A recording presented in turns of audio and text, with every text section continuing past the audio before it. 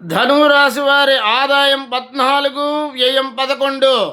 ధనురాశి వారి రాజపూజ్యం 5, అవమానం 6. ఈ పరాభవ నామ సంవత్సరంలో ధనురాశి వారు ఒకంత జాగ్రత్తగా ఉండవలసినటువంటి సమయము.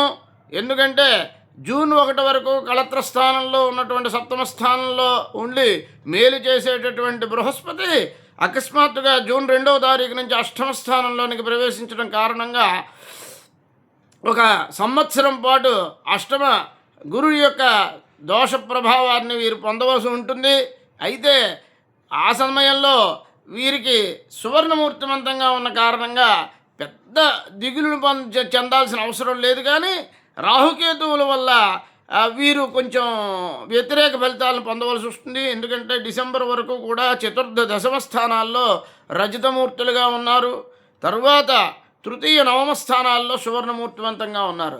తృతీయ స్థానంలో సువర్ణమూర్తివంతంగా ఉన్న కారణంగా డిసెంబరు నుంచి కూడా 2026 డిసెంబర్ నుంచి ఏడాదిన్నర వరకు కూడా 28 వరకు కూడా సుమారుగా రాహుకేతువులు ఈ ధనురాశి వారికి మంచి మేలు చేసేటటువంటి అవకాశాలు ఎన్నో ఉన్నాయి.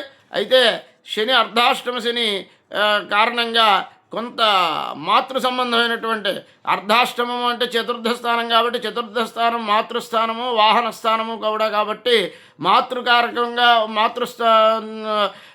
వర్గం నుంచి కొంత కొన్ని లోపాలు, వారికి కొంత అనారోగ్యం చేసే సూచనలు, అలాగే వాహన విషయాల్లో కొద్ది విపత్కరమైనటువంటి పరిస్థితుల్ని సూచించడం జరుగుతుంది.